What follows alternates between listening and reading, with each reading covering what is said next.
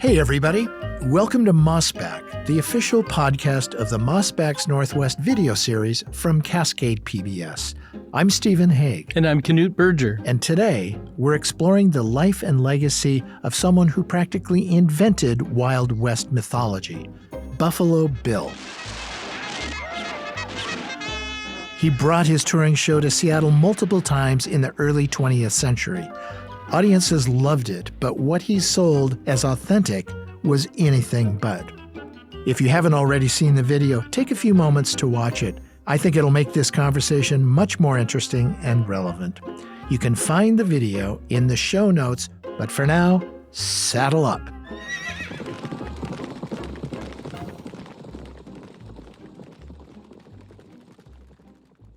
Knute, I think most of our listeners will have heard of Buffalo Bill, at least the name. It's so famous, it's legendary, brings up all kinds of images. But not everybody might be so aware that he was a real guy who did all kinds of things, including show up in Seattle in the early 20th century. Who was Buffalo Bill really? Well, you know, he was man and myth, some of it self-created myth. He also did a lot of actual incredible things. So it had a basis in fact. So William F. Cody was his name, and he grew up on the plains during the period just prior to the Civil War, and he became a scout for the Army. And he actually served briefly in the Union Army during the war, and afterwards he was a plainsman, and this was somebody who adopted some of the plains native people's dress, you know, leather fringe jackets and this kind of thing. And he had long hair and a beard, and he would be in charge of the Army Scouts. He was somebody who learned and knew the ways. He had relationships with various tribes, and so he would help the Army find its way throughout the period of colonization in the mid-19th century and beyond.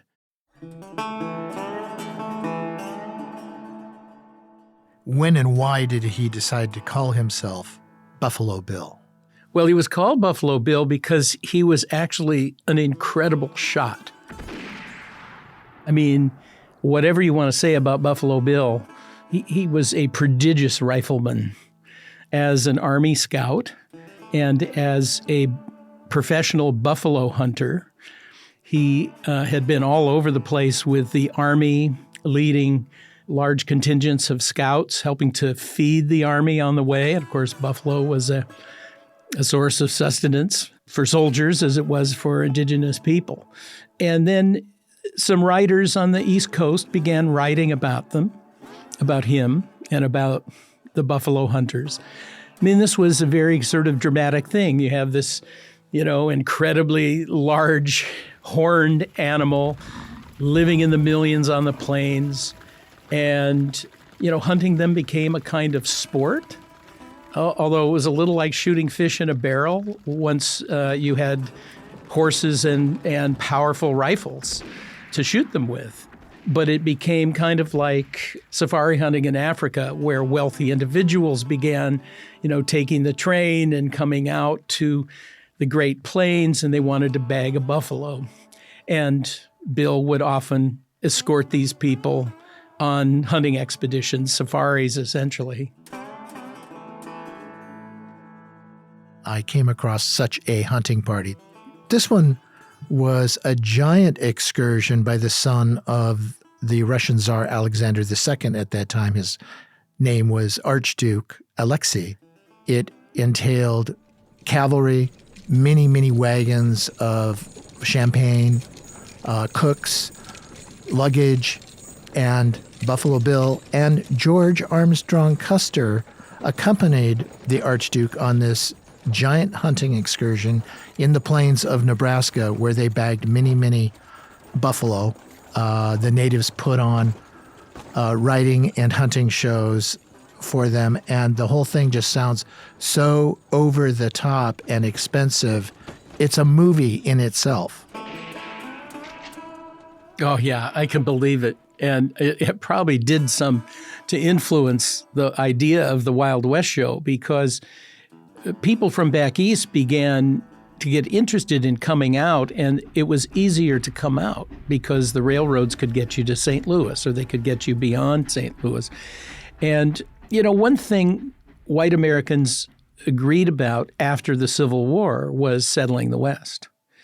And so it was the front lines of where America was being created. There was warfare. You had all these famous Civil War generals going after the Indians once they were done with the Confederates. You had Sherman and Sheridan and others, and Custer. And these people were already celebrities, and they're out there extending America, its manifest destiny. Well, the Plainsmen were kind of ahead of all of those guys in that they were people who knew the ways of the plains. They often knew indigenous people, and they became guides. They became role models, and they became a spectator sport. Wealthy people from back east, not to mention Europe, German princes and the heir to the Tsar and whatnot, coming over to bag game and to sort of see this incredible phenomenon of America happening. I read somewhere that there were buffalo hunter types who would actually dress in costume, the kind of costume Bill made famous, with the embroidered leather fringe jackets and the big hat and the big scarf. And they would wait at train stations for people from back east to show up and get their picture taken with people and say, hey, I can be your guide, I'll take you out to find a buffalo and that kind of thing. And so there was an element of spectacle to it. How did he start doing the traveling shows? What led up to that? So there was a tremendous interest in what was happening in the West, back east. And Buffalo Bill was convinced to go back to New York and to be in a stage play where he would ride in on his horse, and there was some kind of a minimal plot, and he would show off maybe his marksmanship or talk about the plains. And these stage plays were very successful, packed houses. And, this is the age of Barnum, right? P.T. Barnum is in New York. He has a fabulous museum and the curiosities of the world. Well, Bill was one of these curiosities, but he was one who was kind of creating his own brand. He wasn't going to be a Tom Thumb of P.T. Barnum. He was going to be his own celebrity. So he began touring with these plays and eventually decided that he could bring a grander kind of circus-like show with many performers that would bring together all of these people and characters and phenomenon of the plains and the settling of the West and put it into a stage drama that would be done outdoors in an arena. Is this something he dreamt up himself, or did he have an impresario type backing him, some sort of a showbiz? Yeah, he definitely had people he worked with, but it's mostly out of his own head. And one of the key elements to it is, Bill made up a lot of stories about himself. Sounds like it. Yeah, he did. He was full of BS. I think he claimed to have been a scout for Custer, and that has been debunked, I think, pretty thoroughly. Bill also claimed to have been a Pony Express rider. That appears not to be true. And some things about Bill sound like BS, but probably really happened, He wasn't a complete fraud. His Wild West show was based on the idea that he was showing you not a stage play. He was showing you the real people. Annie Oakley. She had taught herself to shoot by the age of 15. Sitting Bull. At the same time, the aging Hunkpapa Lakota leader Sitting Bull had been touring with Buffalo Bill Cody's Wild West show. These were people who were part of his show at various times. He hired real indigenous people to play themselves. So there were a lot of, Sioux, there were a lot of Paiutes and other members of other tribes. He would bring their whole families and they would live in encampments with their tents. And he brought real cowboys in to show cowboy skills. And so you were getting sort of the atmosphere and benefits of a circus, except it was with people who had really done that stuff on the plains in this arena that was being mythologized as it was happening. Were his audiences just Americans, or were there other audiences? Were Europeans interested in this show? Oh, yeah. No, he made tremendous hay in Europe. Certain European cultures have long been fascinated by cowboys. Germany is famous for that. Even Hitler read Westerns, And America was sort of modeling a new kind of colonialism, right? I mean, if you were in Belgium, if you were in France, if you were in England or Germany, right? I mean, these were colonial European cultures, and they were fascinated by, so-called primitive people. They were fascinated by rough and tough cowboys who would shoot instead of talk and all that. So, yeah, Bill took his show over to Europe, and he loved to brag about, performing for and meeting all the crowned heads of Europe. This was a, big part of the hype. And it was also a way that Americans could look at this and feel good that, gee, we finally have a culture that Europe is interested in. Previously, America was seen as having no culture. We're too young, we're too stupid, whatever. Here we have something no one else has, and we're showing it. And you're getting to see the real people involved. Now, you have to use that carefully, but in many cases it was true. Correct me if I'm wrong. It seems a lot of the allure had to do with the Americans, the white settlers, subjugating, conquering native tribes, and that whole, again, colonialism. Yes, that was the central drama being acted out, and you were seeing it as something that was thrilling. Nobody was presenting this as, oh, gee, maybe we shouldn't be doing this, And so the Wild West show was more than just sort of a rodeo, right? It was more than stunt riding. It was more than Buffalo Bill, shooting coins from a galloping horse. That was all part of it. But they also put on dramas within. So they would stage a stage robbery, where the bad guys are going around the arena and the good guys are chasing them, or the Indians are chasing the stage. And they would do a mock attack of native people attacking a homestead and killing innocent people. And then they would be saved by the army or be saved by the white men. This kind of thing was happening over and over and over every night in these performances.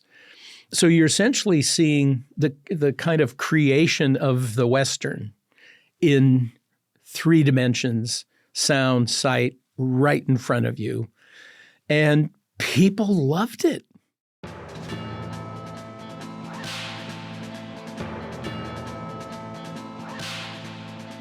Would you say that Buffalo Bill was a global celebrity, a global phenomenon? Oh, I've read someone who said he was the sort of first American global celebrity. And that's kind of an interesting thing because Buffalo Bill existed at a time when mass communication was happening. The telegraph existed. Newspapers were picking up stories because of that from all over. So if Bill did something in Florence, Italy, it could be, appear in the newspaper in San Francisco. I mean, he was in the newspapers constantly. He was photographed constantly. He's in the era when photography is taking off. So that not only could you buy original photographs and trading cards and that kind of thing, but newspapers are beginning to print photographs and print them well enough. So visual image. And then, of course, Buffalo Bill goes right up to the birth of the silent film industry And there's even a recording of Buffalo Bill's voice that he made in the 1890s. So you can actually hear what he sounds like. Ladies and gentlemen, permit me to introduce to you a Congress of the Rough Riders of the world. The sort of showman's intonation is there. And he actually refers to the Wild West show at the very end of this recording. But most of the recording is urging people to support the Spanish-American War. Any American who finds himself unable now to support the president... It's a jingoistic, patriotic, let's go get those guys type of talk.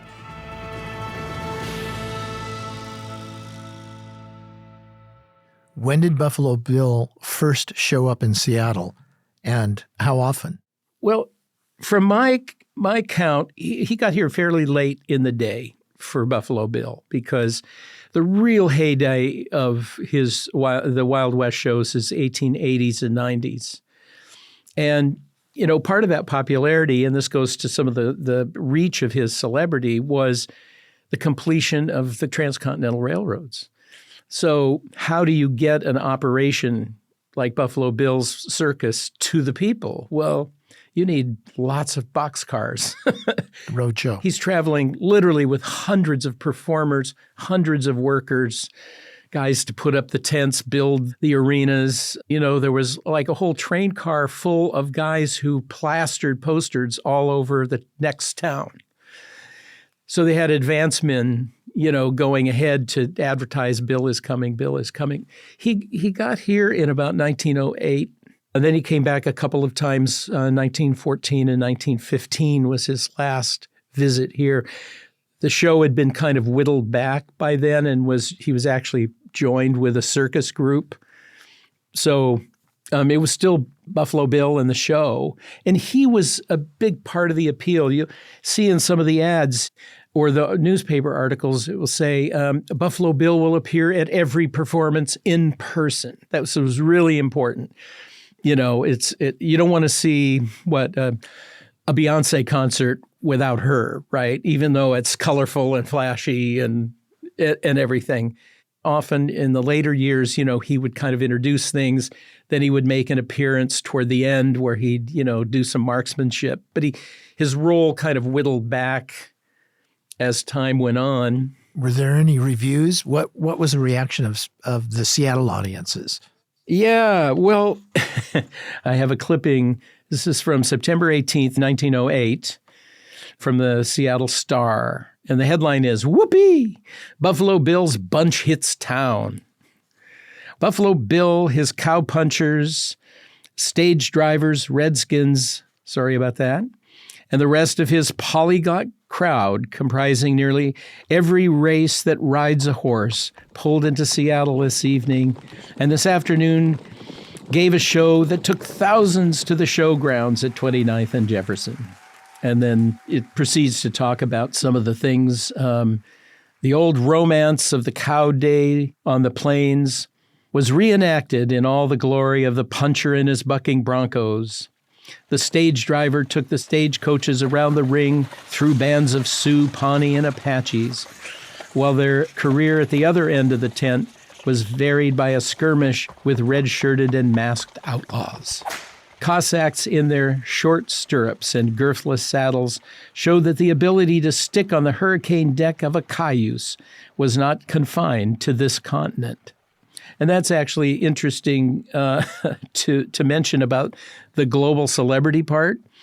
As the show went on, they added more foreign, it was his Congress of Rough Riders was what he called it. A Congress of the Rough Riders of the world. And so you had the Native Americans, you had the cowboys, stunt riders, that kind of thing. But then you also had gauchos. You had Mexican caballeros, you had Cossacks, as he mentions. Here in this article, it said, "It was all a whirl of galloping horses, shouts in all languages, from Paiute to Tartar, whips cracking, lariats whirling, and a big roar of applause."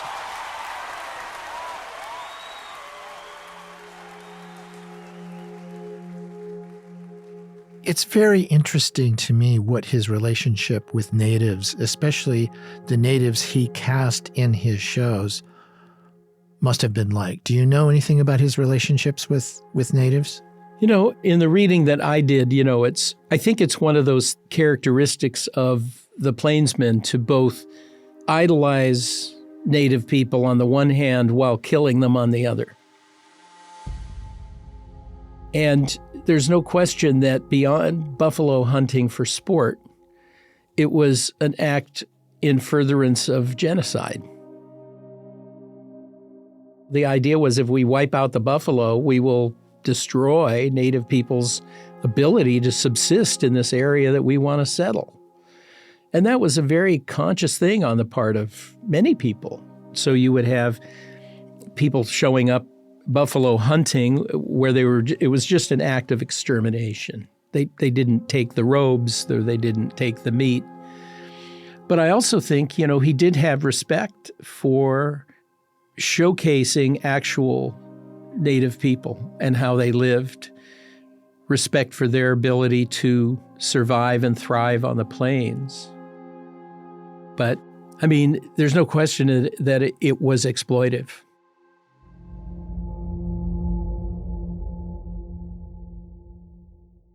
So were there any actual buffaloes in any of Buffalo Bill's shows? Yes, they brought buffaloes with them and set them loose in the, in the arena so people could see a real buffalo. Were there buffalo in Washington State during that period in the middle 1800s? Yes, I can't say the precise date that buffalo disappeared from Washington and Oregon, but they were here. They were in eastern Washington and east parts of eastern Oregon. And we know that tribes that were based here were subsisting on buffalo. That was part of their traditional foodways. They were wearing buffalo robes. They were trading with buffalo. So there were buffalo here. I don't think there were any by the time Buffalo Bill came into town, except the ones he brought. I think this was something, much more exotic. And of course, by the early 20th century, they were practically extinct, except mostly in cases where native peoples had protected them and hidden them from white hunters. But there are Northwest tribes that have buffalo herds. The Yakima have a large and growing herd of buffalo. 2 years ago, the Intertribal Buffalo Council awarded the Yakima Nation a family group of 26 buffalo from Yellowstone. I've heard they've also arranged to give buffalo to the Colville people, some members of the Yakima tribe. They have, by treaty rights, they can do a certain amount of buffalo hunting. Millions of buffalo once roamed the American West, providing sustenance for Native American tribes until the giant creatures were hunted to near extinction by European settlers. Now those same tribes are leading the effort to bring the buffalo back. Were there Buffalo Bill lookalikes, spin-offs, wannabes? Did this kind of spawn a whole industry of sideshows? Absolutely. No one was going to let the Buffalo Bill model go to waste on Buffalo Bill. And so some of the people who started their own operations were people who worked for him or who knew him. He had a lot of connections and they decided to make hay of their own. And so, yes, there were a lot of imitators, including one who did come to Seattle in 1909. And it was a guy who called himself Cheyenne Bill. Oh, Cheyenne Bill. Yes, of course. And Cheyenne Bill, his name was William Gabriel. And his thing was basically the same. And he set up at what was then the King County Fairgrounds, which was in Madison Park. So people could take the trolley there. And it was, if people know Madison Park, it's just kind of kitty corner on McGillivray, right near the Madison Park Starbucks. Big open area there. And so you could take a boat from the Alaska Yukon Pacific Exposition, which was happening at what's now the University of Washington campus. You could take a boat right to Madison Park, see the show, and then go home. And it was 2 shows a day. And let me just read from this newspaper account. There are so many exciting features of the big show that it's impossible to give you a detailed description of various events which have been such a hit with audiences the last 2 weeks. Tom Mix. Top man among romantic gunslingers of the old westerns. Who is it? Why, it's Tom Mix. Bronco buster and Pony Express rider is giving a great exhibition of roping, tying, riding wild range cattle. Mix will do stunts this afternoon and tonight and will make even old-time Westerners sit up and take notice. Well, this is interesting because Tom Mix, of course, is soon to become famous as one of the first great Hollywood Western stars. But Tom, maybe you might... Never mind. I'll lead him off the trail and meet you at Dry Creek. But he was here, and he was a rider in Cheyenne Bill show. The other thing, though, was the climax of Cheyenne Bill show, and I'm taking this from one of the clippings, the hanging of Reindeer Ike. The hanging of Reindeer Ike, the horse thief, by a band of cowboys is a dramatic illustration of quick justice in cattle country in the old days before the coming of law.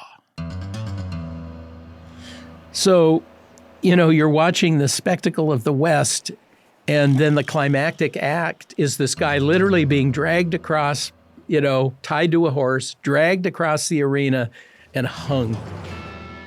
And this is the great applause thing at the end. Yay, Well, there were still lynchings happening in Washington in the early 20th century. And certainly in Seattle in the 1880s, there was an infamous lynching in what's now Pioneer Square of 3 individuals, 2 of whom were dragged out of court and hung. I think it's so interesting because while the Wild West was taking place further east than Puget Sound country, there were a lot of Western values. We were the frontier. We were the last part of the frontier other than, say, Alaska, but the Oregon country was kind of where people were headed. And this idea of rough justice as being something to celebrate and to applaud and to give you the real feeling of what was going on in those days, it's pretty astonishing. But the idea persists. Yes, it does. Yeah, it does. There's this sort of dark side of the West being presented, though it wasn't necessarily perceived as the dark side. It's sort of the Western passion play. Yes. Now when I go to Starbucks and I look over in Madison Park to where this event happened, I can't help but thinking, oh yeah, there was a mock lynching right here every day, twice a day, back in 1909. I don't think they put that in the local history.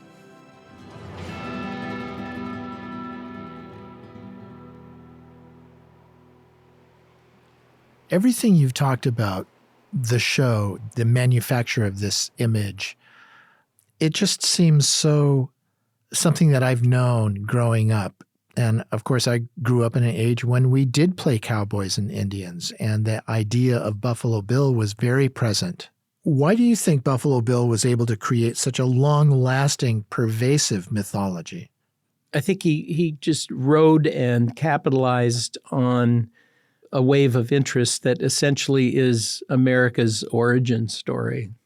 Yeah, we celebrate Thanksgiving and the Pilgrims, but it's the Wild West that is our real origin. This is where the wars took place. This is where the, brave pioneers went across the country and settled it and created modern America. And he was part of this sort of foundational story.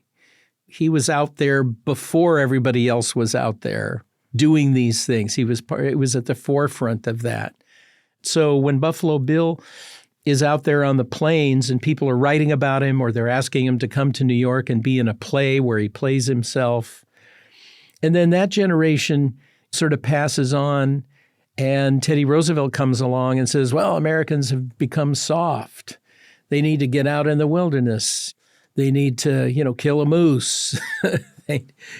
Let's go back to those values. So this is a way that people could look back to a simpler time, a time when you didn't have to wait for the courts for justice, where men were men and women were women.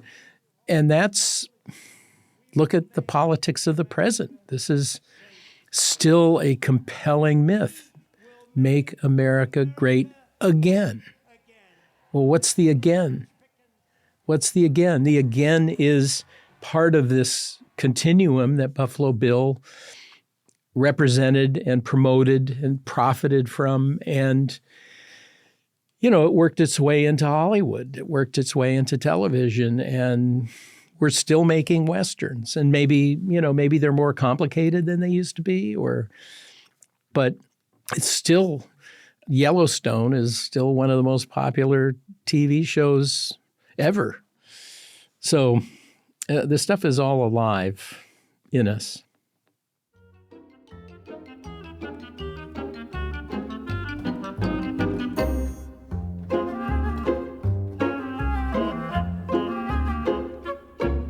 Thanks for listening to Mossback. If you'd like to see all the episodes from this season of Mossback's Northwest, you can find them at cascadepbs.org. The video series is now in its 9th season. A new episode airs on Cascade PBS every Thursday night through May. This episode of Mossback was produced by Sarah Bernard. Our story editor and executive producer is Sarah Menzies. You can subscribe to the Mossback podcast wherever you listen, and whatever platform you're listening on, please review us. We'd love to know what you think of the show. And check out the show notes if you want to get in touch. Also, if you'd like to support the work we do, whether it's our lineup of podcasts, the video docuseries we stream every week, or the in-depth reporting we deliver every day, go to cascadepbs.org. In addition to supporting our journalism, members receive complete access to the on-demand programming of Cascade PBS. And being a member means you can sign up for an exclusive weekly Mossback Den newsletter from Knute Berger, where he offers greater insight into his latest historical discoveries. Mossback is a product of Cascade PBS. I'm Stephen Hegg. We'll be back soon with another episode.